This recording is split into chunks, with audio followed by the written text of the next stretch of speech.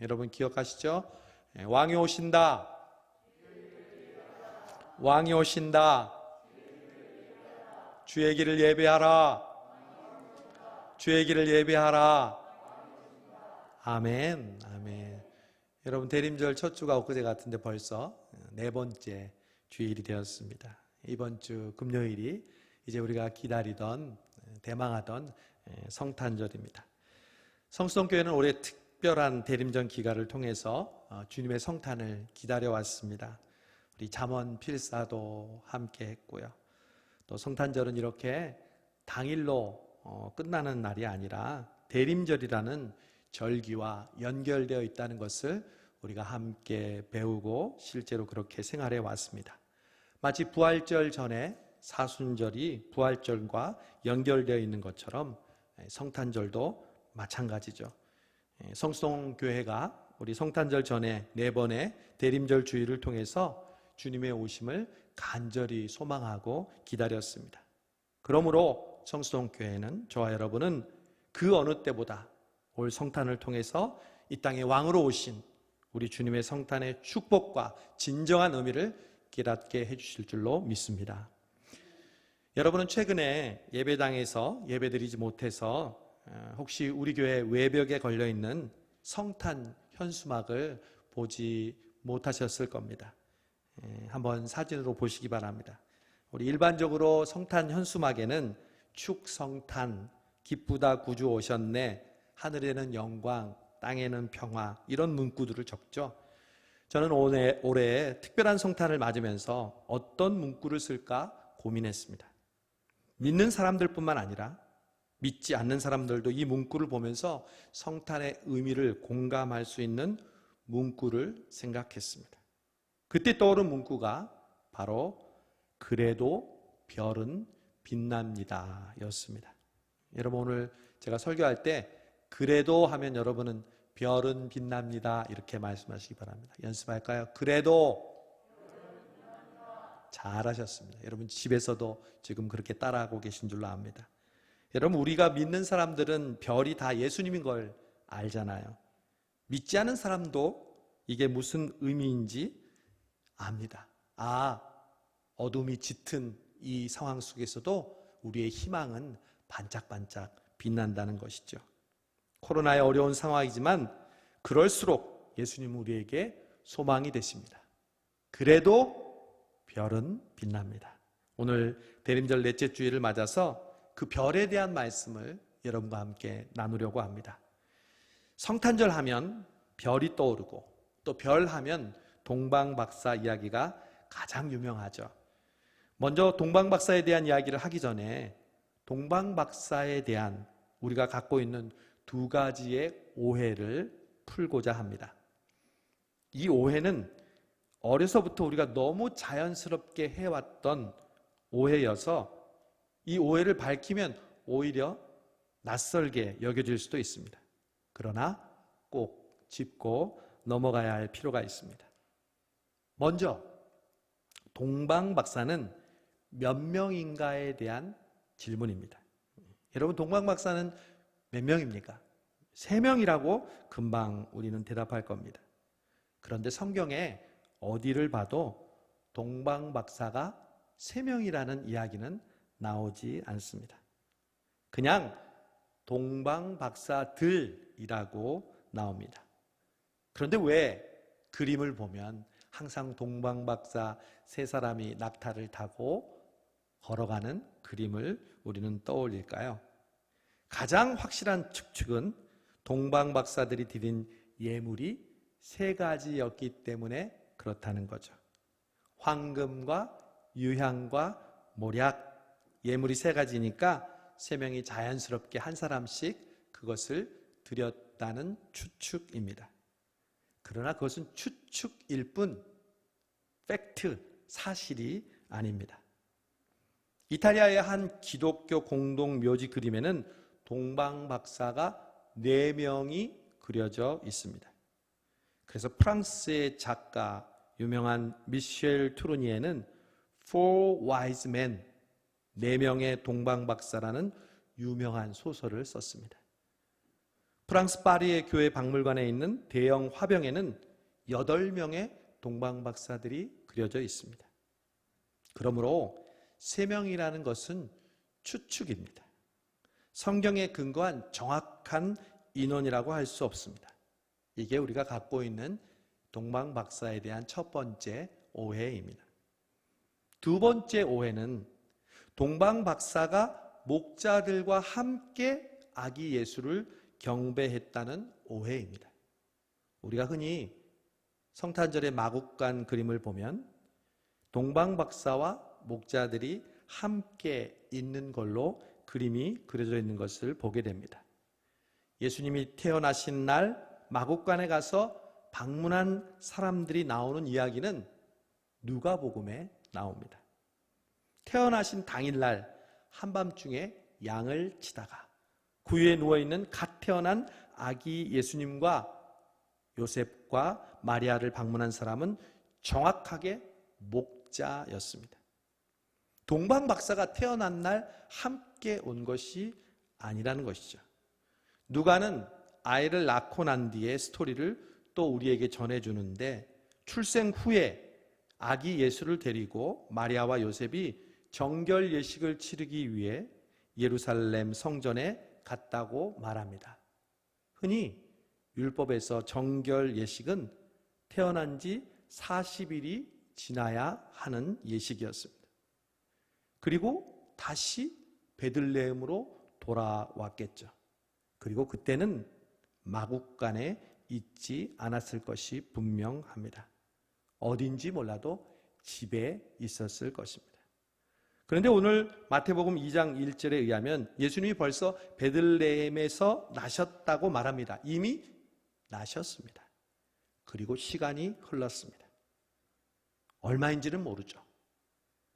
2장 11절에 보면 동방 박사들이 어디로 들어갔다고 나옵니까? 여관입니까? 말구유입니까? 아니요. 집에 들어가 아기와 그의 어머니 마리아가 함께 있는 것을 보고 경배했다고 말합니다.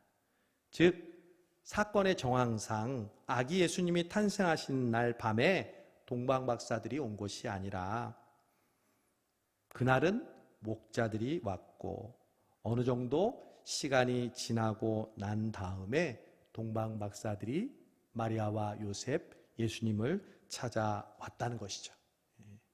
이게 바로 우리가 동방 박사에 대해서 가지고 있는 두 번째 오해입니다.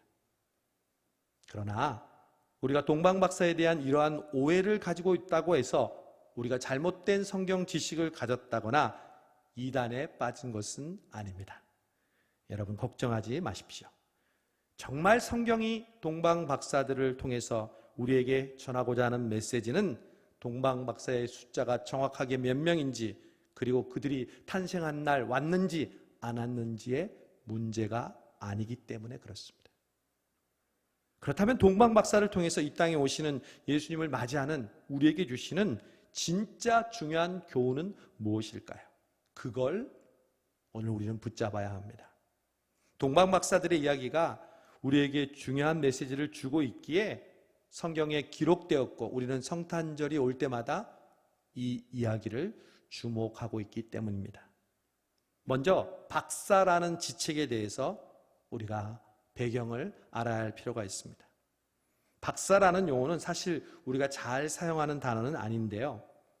우리나라에서 우리가 쓰는 박사라는 의미는 특별히 의사 선생님을 닥터, 박사라고 말하죠. 혹은 대학에서 따는 석사 마치고 따는 박사, PhD를 우리는 박사라고 합니다. 동방 박사는 번역을 박사라고 했지만 그런 박사가 아닙니다. 영어로는 메이자이라고 하는데 지혜로운 사람, 현자, 와이즈맨을 의미합니다. 이 동방 박사들의 주요 역할은 별을 보고 예측하는 점성술이 주요 역할이었습니다. 그러나 그 당시의 점성가는 우리가 생각하는 점쟁이가 아닙니다. 그 당시의 점성술가는 학식과 덕망이 높은 사람들이었습니다. 그들은 점성술뿐만 아니라 철학, 천문, 언어, 외교 등 다양한 면에서 높은 지식을 갖고 있던 사람들이었습니다. 그래서 그 박사들은 왕이 중요한 국가의 정책을 결정할 때 왕과 함께 국사를 의논하고 보좌하는 중요한 역할을 하는 인물들이었죠. 삼국지로 비유하자면 제갈량을 들 수 있습니다. 제갈량은 전략가이자 하늘의 때와 지리, 인간의 심리를 깊이 파악하고 종합해서 판단하는 일을 했습니다. 그래서 매사에 관우와 장비 같은 용장들도 제갈량의 도움으로 더욱 빛을 발할 수 있었죠. 다윗 왕 때도 아히도벨이라는 책사가 있었습니다. 그런데 이런 박사는 어떤 역할을 했냐면 왕 대신 외교관의 역할도 감당했습니다. 그래서 이들이 사절단으로 오는 것은 왕이 직접 오는 것과 같았습니다. 실제로 그 당시에 왕의 즉위식을 한다든지 이웃나라에 중요한 일이 있을 때 박사들이 왕 대신 참석하는 것이 외교적인 관례였다고 합니다. 동방 박사들이 그렇게 자신들의 책무를 다하고 있었는데 어느 날 하늘에서 별자리가 심상치가 않았습니다. 지금까지 전혀 보지 못했던 별자리가 나타난 것이죠. 예수님 당시에 실제로 특별한 별자리가 일어났는지 연구했던 과학자가 있었습니다. 스페인의 천체물리 연구소에 일하는 마크 키저라는 천문학자가 컴퓨터로 이제까지 있었던 모든 별자리의 현상을 시뮬레이션을 했습니다. 그래서 빅데이터를 만들었습니다. 그 결과 약 2000년 전에 예수님 탄생 그 즈음에 아주 특별한 천문 현상이 일어났음을 발견하게 됩니다. 즉 목성 주피터와 토성 세이턴이 결합된 것처럼 아주 밝게 보이는 현상이 서너 달 간격으로 3차례 일어났다는 것을 발견합니다. 그래서 그는 그 별을 베들레헴의 별이라고 명명하고 책을 냈습니다. 그 당시 매일 별을 보고 연구하던 동방 박사들이 바로 이런 별을 보고 가만히 있었을 리가 없죠. 그들은 흥분했고 온갖 자료와 유대 문헌 연구를 통해서 유대인의 왕, 즉 메시아가 탄생했다는 사실을 알게 됩니다. 그리고 그 왕을 경배하기 위해 자기들이 살던 동방을 떠나 예루살렘으로 긴 여행을 시작했던 것입니다. 동방, 여러분 동방은 어디일까요? 우리나라가 사는 그 나라를 동방이라고 얘기하는 동방 예의지구 갈 때 그 동방인가요? 아니죠. 이 동방은 가나안과 멀리 떨어져 있는 아브라함이 살던 페르시아만 지역의 동네를 그 당시에 동방이라고 했습니다. 즉 지금의 이란에 해당한 페르시아만 지역에 위치한 곳이었는데 그 이란의 북부 도시에 가면 지금도 마리아 교회라는 곳이 있습니다. 그래서 그곳에는 동방 박사들의 묘지가 있어서 관광객들이 성지순례처럼 찾는 곳이 되었습니다. 이 페르시아 지방에서 가나안까지 가려면 반드시 중간에 거쳐야 되는 도시가 있는데 아브라함도 거쳤던 하란이라는 땅입니다. 갈대아 우르에서 하란까지 가려면 약 1000km이고 하란에서 다시 가나안으로 가려면 500km입니다. 부산과 서울이 400km니까 얼마나 먼 거리인지를 우리는 짐작할 수 있습니다. 그것도 좋은 도로가 아니라 사막이고 일반적으로 걷고 여행하기 매우 불편한 그러한 도로 상태였습니다. 조선시대에서는 부산에서 한양을 가려면 약 한 달간의 기간이 걸렸다고 합니다. 그러니 동방에서 베들레헴으로 가려면 얼마나 먼 거리였겠습니까? 그 당시에 교통수단은 걷거나 좀 고위급 사람들은 낙타를 타는 것이 전부였습니다. 쉬지 않고 걷기만 해도 1500km를 가는 것은 두세 달 그 이상은 좋게 걸렸을 것입니다. 여기서 우리는 동방박사를 통해 아주 자연스러운 성탄의 교훈을 발견하게 됩니다. 그것은 예수님께 나아가는 것은 이렇게 한 걸음 한 걸음씩 나아가야 한다는 것입니다. 우리가 대림절을 통해서 성탄절을 기다리는 것도 바로 그런 의미입니다. 그냥 성탄절이 오면 성탄이다 이것이 아니라 그 첫째 주, 둘째 주, 셋째 주, 넷째 주 전부터 하루하루 주님을 생각하고 주님을 소망하며 성탄을 향해 나아가는 것과 같습니다. 여러분, 우리가 어떻게 예수님을 만날 수 있죠? 이렇게 묻는다면 여러분은 뭐라고 대답하시겠습니까? 저는 오늘 동방박사를 보면서 이렇게 대답하고 싶습니다. 한 걸음 한 걸음씩 가면 주님을 만납니다. 예수님께 이르지 못하는 것은 우리가 한 번에 5걸음, 10걸음을 가지 못하기 때문이 아닙니다. 다만 한 걸음 한 걸음을 걷지 못하기 때문입니다. 성격이 급하신 분은 이렇게 물을 수도 있습니다. 목사님, 아니 그렇게 한 걸음씩 가서 언제 목적지에 도착합니까? 아니요. 예수님을 만나는 척도는 오직 한 걸음입니다. 그것이 가장 빠르고 안전한 지름길입니다. 여러분, 어떻게 한 걸음 한 걸음이 가장 빠른 그리고 가장 안전한 지름길이 될 수 있을까요? 제가 그걸 증명해 보겠습니다. 여러분은 인천공항이나 혹은 외국의 공항을 사용하신 적이 있을 겁니다.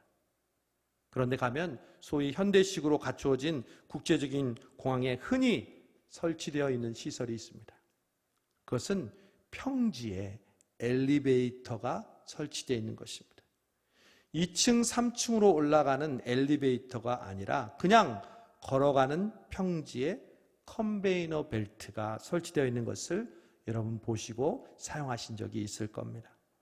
무거운 캐리어를 끌고 가기에 쉽고 또 갈아타는 게이트가 멀어서 걷기 힘들 때 그 사람들이 그 컨베이너 벨트를 사용해서 걸으면 쉽고 편하게 갈 수 있습니다. 거기서는요, 짐을 들고 가만히 있으면 자동으로 앞으로 갑니다. 그런데 거기서 만약 한 걸음 한 걸음 걸으면요, 어떻게 될까요? 더 빨리 가는 것이죠. 여러분, 우리의 신앙이 이와 같습니다. 지금 우리의 목적지는 천국입니다. 그 길을 우리는 한 걸음 한 걸음씩 걷고 있습니다. 그런데 하나님의 자녀에게 주시는 하나님의 특별한 선물이 있습니다. 그건 하나님이 우리의 한 걸음 한 걸음 아래 은혜의 컨베이너 벨트를 깔아 놓으신 줄로 믿습니다. 여러분, 이 벨트는 눈에 보이지 않습니다.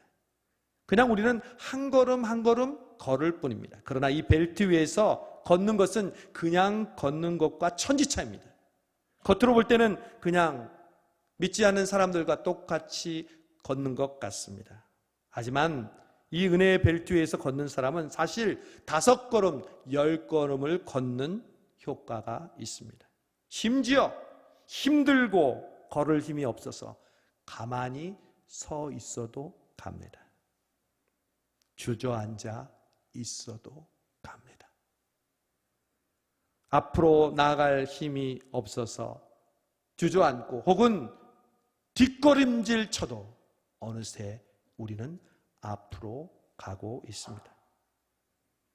하나님께서 우리에게 이 은혜의 벨트를 깔아주시고 우리는 그 걸음을 한 걸음 한 걸음 걸으면서 2020년 한 해를 보내왔습니다. 이제 2020년도 열흘밖에 남지 않았습니다. 올 한 해 우리 성수동 교회는 그리고 여러분과 여러분의 가정은 한 해 동안 먼 길을 걸어왔습니다. 각자가 걸어오면서 여러 가지 어려운 상황과 힘든 환경을 지나왔을 것입니다. 뜻밖의 기쁨과 감사도 있었지만 내가 생각지 않은 고난과 고통도 경험했습니다. 그런데 그런 환경은 달라도 우리 모두에게는 공통점이 있습니다. 여기에 오기까지 우리 모두가 하나님의 은혜의 벨트를 함께 걸었다는 사실입니다. 하나님은 우리 위에 은혜의 벨트를 놓아주시고 그 벨트 위에서 한 걸음 한 걸음을 올 한 해 동안 걷게 하셨습니다. 우리는 신앙의 걸음을 걸으면서 솔직히 게으름과 잔꾀를 부리기도 했습니다. 힘들다고 주저앉기도 했고 혹은 내 교만으로 자빠질 때도 있었습니다. 남들을 쳐다보면서 나만 왜 이러냐고 불평할 때도 있었습니다. 그러나 저와 여러분이 지금 이 시간 예배 드릴 수 있는 유일한 비결은 오직 한 가지입니다. 하나님께서 우리 교회 위에 여러분의 삶의 한 걸음 한 걸음 위에 은혜의 벨트를 깔아주셨기 때문인 줄로 믿습니다. 그래서 우리의 선배들은 그 비결을 알았습니다. 그래서 늘 이렇게 찬송했습니다. 주와 같이 길 가는 것 즐거운 일 아닌가. 우리 주님 걸어가신 발자취를 밟겠네. 다 같이 한 걸음 한 걸음 주 예수와 함께 날마다 날마다 우리는 걷겠네. 아멘, 아멘. 여러분, 저와 여러분이 할 수 있는 것은 오직 그것뿐입니다. 한 걸음씩 한 걸음씩 걸으면 됩니다. 주일 예배도 왜 매주 우리가 예배를 드릴까요? 한 걸음 한 걸음 나아가는 우리의 신앙을 고백하는 것이 매 주일 예배 드리는 것인 줄로 믿습니다. 믿음으로 걷다가 세상 사람들이 하는 것처럼 옆으로 뛰쳐나가서 뛰고 싶죠. 그리고 그게 빨라 보이죠. 그러나 인생은 마라톤입니다. 단거리가 아닙니다. 우리는 그 빨리 뛰던 사람들이 결국 나뒹굴고 있는 모습을 보게 될 겁니다. 지난 114년 동안 우리 성수동 교회가, 그리고 여러분이 그 험난한 신앙의 여정을 그렇게 한 걸음 한 걸음 걸어오게 하신 하나님을 찬양합니다. 바로 동방 박사들처럼 우리를 걸어오게 하신 줄로 믿습니다. 또 오늘 동방 박사 하면 빠질 수 없는 중요한 교훈이 있습니다. 그것은 바로 별입니다. 별. 동방 박사와 별은 뗄래야 뗄 수 없습니다. 별이 없었다면 그들은 동방에서부터 예수님이 나신 베들레헴까지 올 생각도 하지 못했고 올 수도 없었습니다. 별은 도대체 어떤 의미가 있는 걸까요? 이걸 아는 게 동방 박사를 통해서 우리가 배울 수 있는 중요한 교훈임에 틀림이 없습니다. 여러분에게 별은 무엇입니까? 창세기에 나오는 대표적인 인물이 있죠. 아브라함, 야곱, 요셉. 저는 이들의 삶을 별과 함께 연관해서 묵상하다가 아주 귀중한 공통점을 발견했습니다.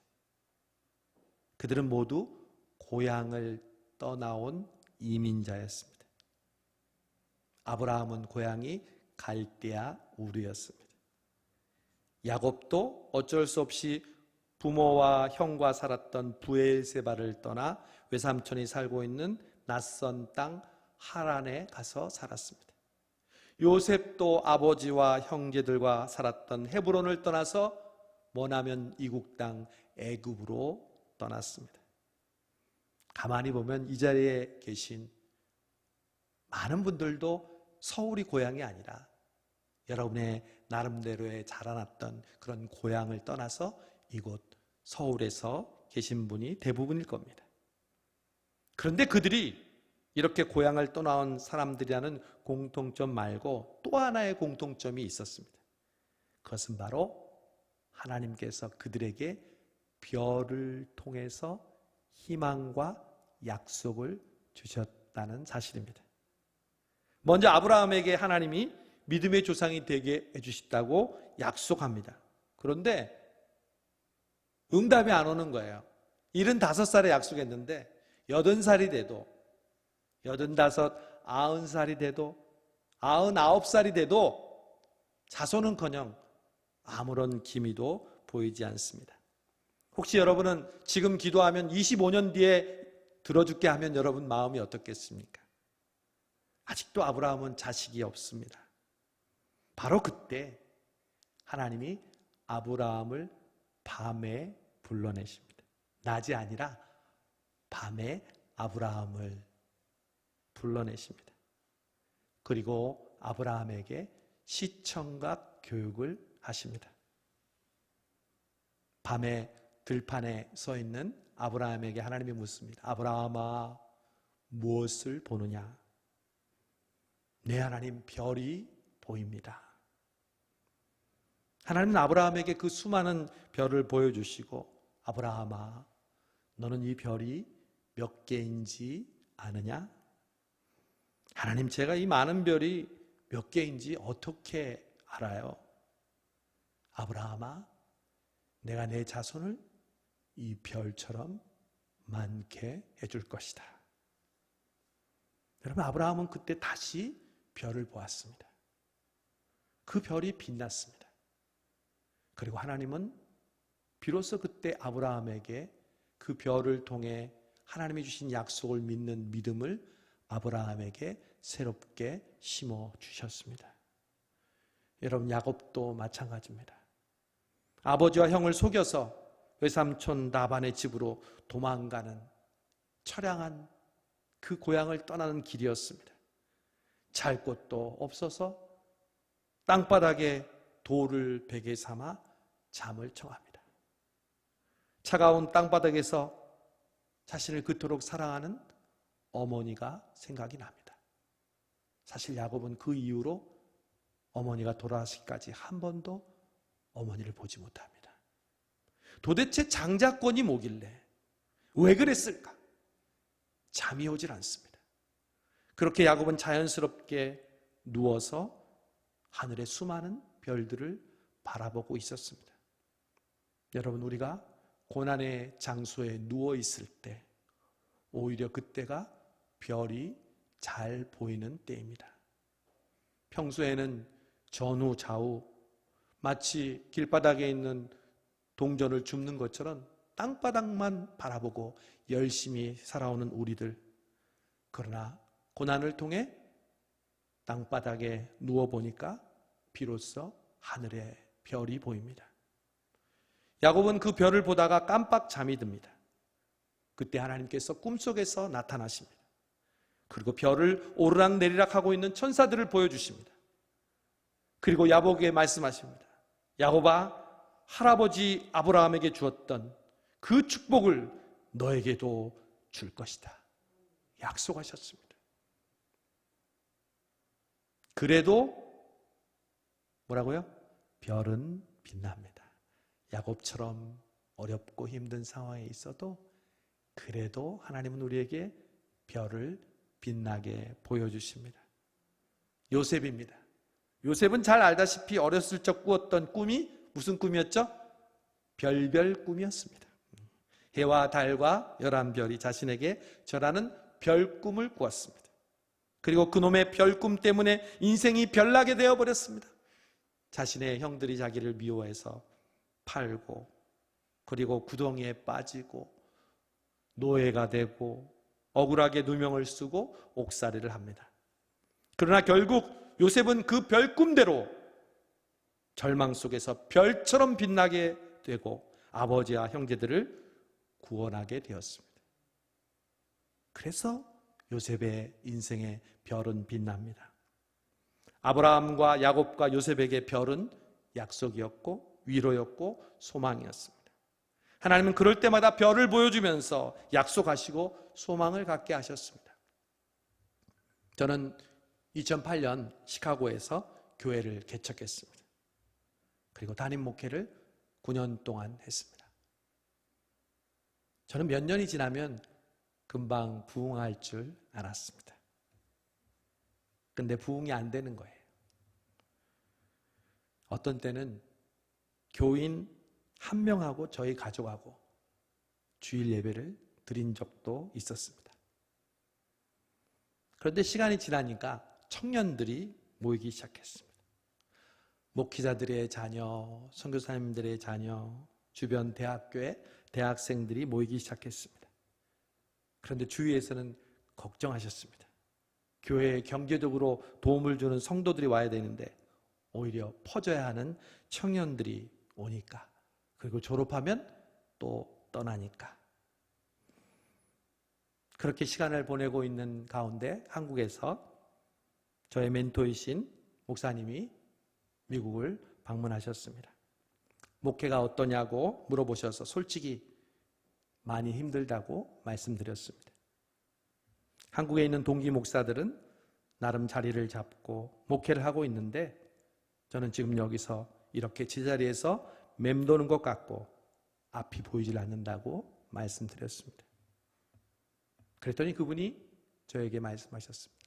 김 목사, 네. 왜 김 목사가 이런 경험을 하게 하시는 줄 알아? 잘 모르겠습니다. 왜냐하면 한 영혼의 소중함을 알게 하시려고 하는 거야. 목사는 한 영혼이 얼마나 소중한지 알아야 돼. 정신이 번쩍 들었습니다.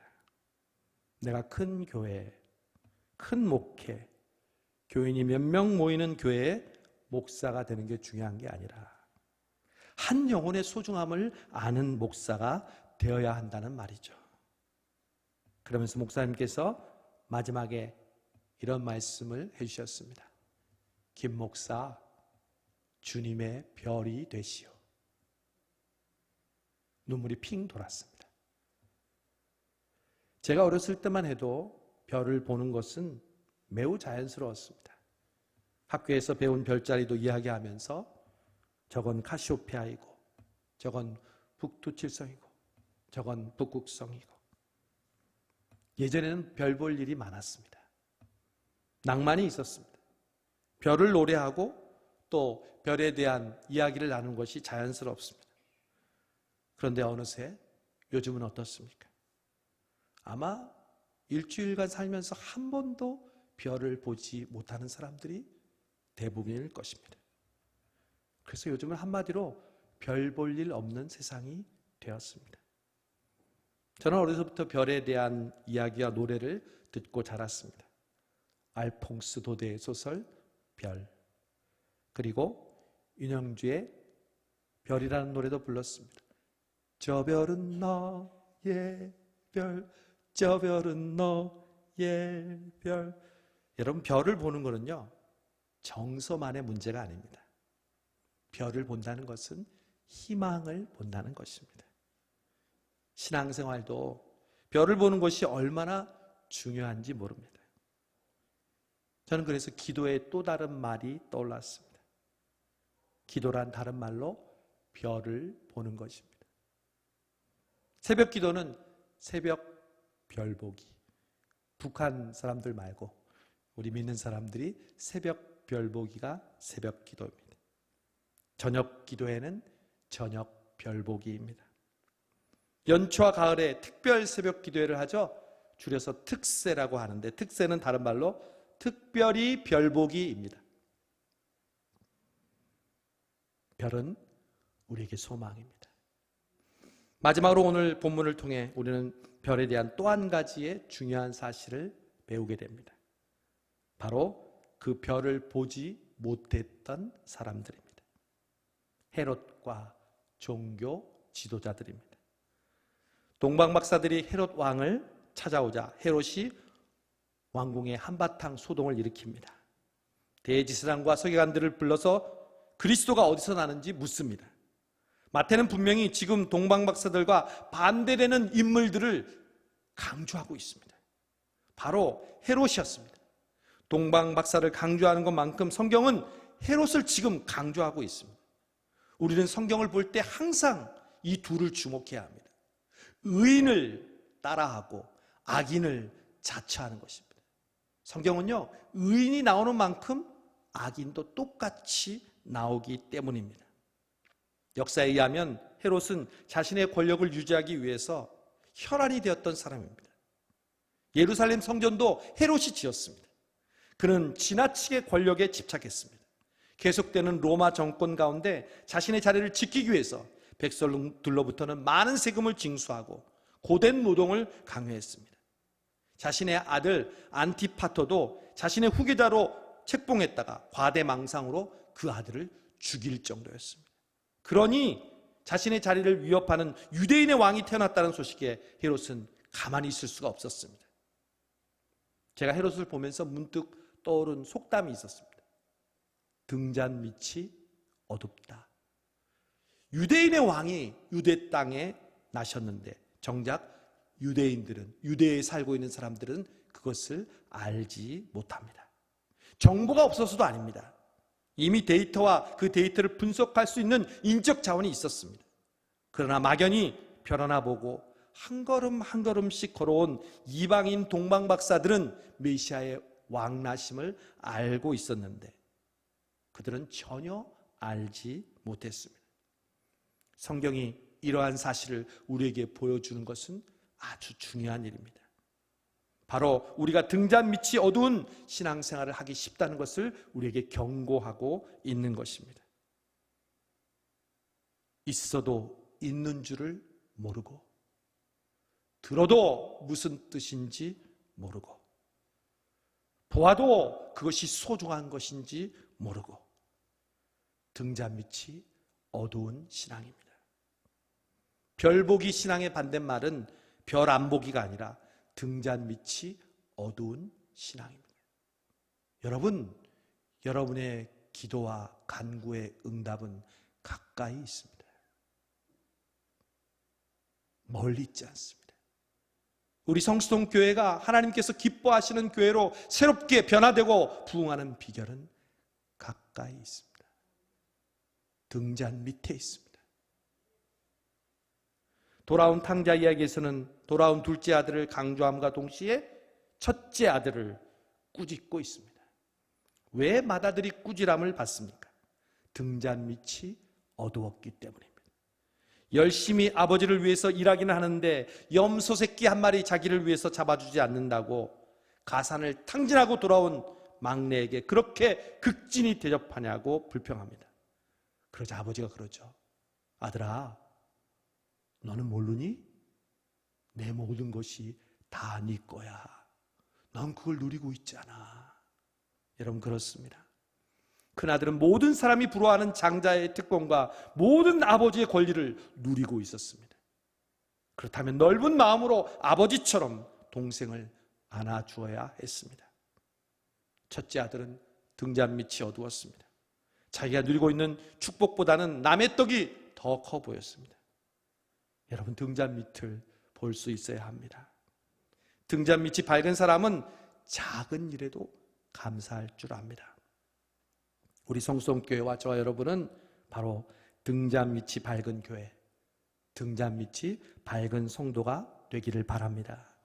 이번 성탄절에 그래서 우리가 사랑의 헌금을 하는 이유도 여기 있습니다. 우리도 코로나 때문에 이렇게 힘들고 어려운데 우리 주변에 이 코로나로 인해 얼마나 어렵고 힘든 사람이 많겠습니까? 그런 분들에게 우리들의 작은 정성을 모아서 사랑의 헌금으로 그들을 위해서 우리의 사랑을 나눈다면 얼마나 그 등잔 밑이 밝아지는 성탄절이 되겠습니까? 여러분, 결국 멀리 있는 별을 보는 신앙은 가까운 등잔 밑을 보는 신앙과 일치합니다. 멀리 있는 별을 보지 못하는 사람은 등잔 밑을 볼 수가 없습니다. 보이지 않는 하늘에 계신 하나님을 사랑하는 사람은 가까이 있는 나의 이웃을 사랑하게 됩니다. 그러므로 별을 보지 못하는 사람은 결코 등잔 밑을 볼 수가 없습니다. 별을 제대로 보는 사람은 반드시 등잔 밑도 볼 수 있게 됩니다. 예수님이 유대 땅에 태어났는데 헤롯과 대제사장과 서기관들은 별을 보지 못했습니다. 여러분, 오늘 이제 대림절이 넷째 주일로 끝나고 돌아오는 금요일이 성탄절입니다. 사상 처음으로 우리는 비대면의 성탄절을 맞이하게 되었습니다.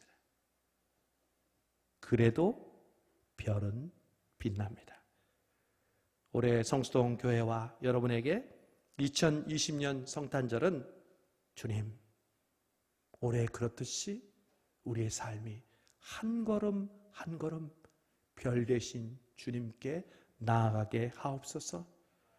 그리고 하나님이 깔아주신 그 은혜 위에 걸어가게 하시고 별을 볼 뿐만 아니라 우리의 가장 가까운 등잔 밑을 보면서 주님의 성탄을 맞이하는 성수동교회와 저와 여러분 되시기를 주님의 이름으로 축원합니다. 기도하겠습니다. 좋으신 하나님 감사합니다. 성수동교회가 한 걸음 한 걸음 대림절 4주 동안 별 되신 주님을 바라오며 이 성탄을 기다렸습니다. 주님, 우리가 바로 헤롯이었고 대제사장과 종교 지도자되었습니다.